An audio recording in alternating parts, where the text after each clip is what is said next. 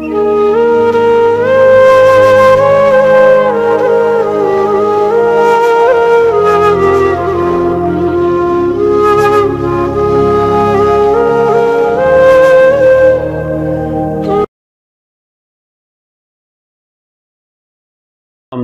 رب العالمین نحمدہ ونصلی علی رسولہ الکریم اما بعد فاعوذ باللہ من الشیطان الرجیم بسم اللہ الرحمن الرحیم۔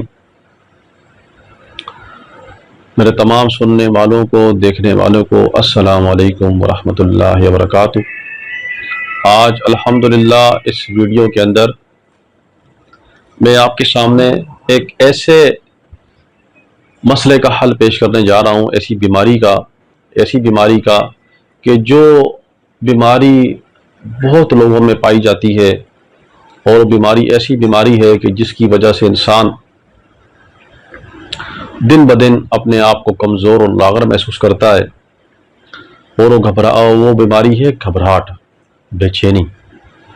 اکثر بیشتر میرے پاس مریض آتے ہیں جو کہتے ہیں جی گھبراہٹ جوانی کا عالم ہے، جوانی ہے، مستانی جوانی ہے، جوبن ہے جوانی، اور اس جوانی کے اندر ان کے دلوں میں اتنی گھبراہٹ ہوتی ہے، بے چینی ہوتی ہے کہ کسی کام کاج کے نہیں رہتے، بات کرتے ہیں تو گھبراہٹ ہوتی ہے، غصہ آتا تو جسم لرزنے لگتا ہے، اور اس گھبراہٹ کے اندر وہ اکثر و بیشتر ان کو سانس کی تنگی ہوتی ہے، سانس صحیح طریقے سے لے نہیں پاتے۔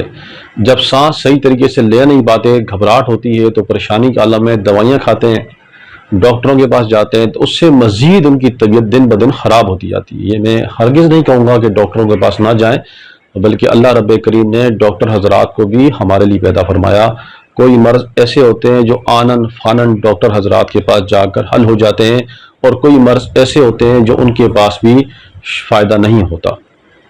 خیر، اس سے بڑی بات یہ کہ شفا تو اللہ نے دینی ہے، بندہ کسی کو شفا دے نہیں سکتا۔ اگر میں کہوں گا جی یہاں میں بیٹھ کر آن لائن آپ کا علاج کرتا ہوں اور میں آپ کو شفا دوں گا، معاذ اللہ ثم معاذ اللہ، یہ میری بدبختی، کم نصیبی اور گمراہی کا سبب ہے۔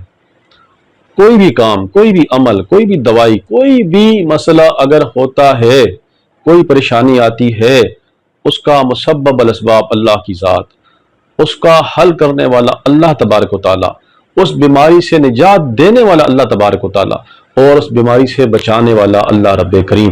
تو لہٰذا میرے دوستوں، میرے عزیزوں، میں عرض کر رہا تھا کہ گھبراہٹ آج کل یہ کامن مسئلہ ہو گیا ہے، خاص طور پہ عورتوں میں، مردوں میں یہ گھبراہٹ بہت زیادہ پائی جاتی ہے، اور اس گھبراہٹ کی وجہ سے اکثر و بیشتر لڑائی جھگڑے بھی ہو جاتے ہیں، کیونکہ گھبراہٹ میں انسان کو سمجھ نہیں آتی وہ کیا کہہ رہا ہے، اس کو کیا کہنا چاہیے اور کیا سننا چاہیے اور کیا نہیں سننا چاہیے۔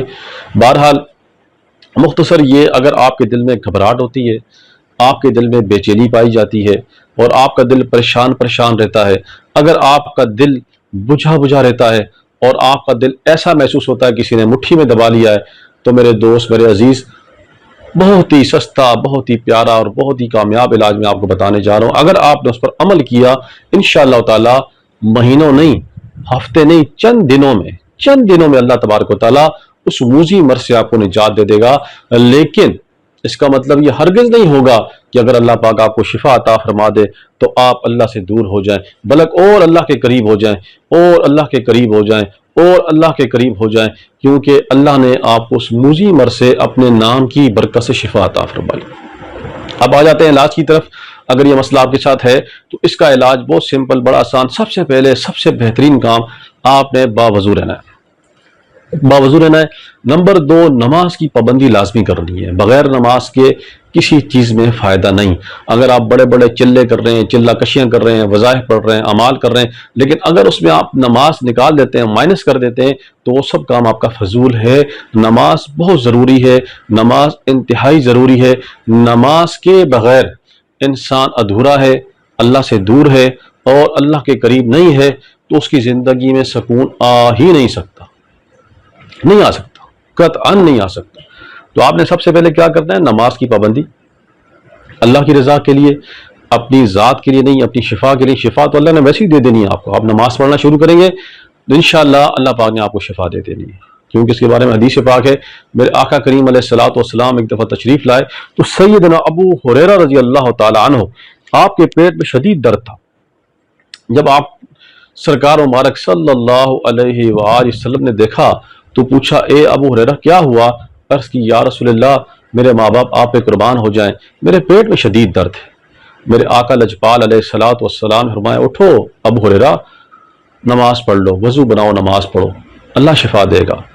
سیدنا ابو ہریرہ رضی اللہ تعالیٰ عنہ فرماتے ہیں کہ میں اٹھا اور میں نے وضو کیا، نماز پڑھی تو اللہ نے مجھے شفا عطا فرما دی، میں بالکل ٹھیک ہو گیا۔ تو نماز انتہائی ضروری، نماز کے بغیر کوئی عمل آپ کا کامیاب نہیں۔ نماز کی پابندی کریں۔ ہر نماز کے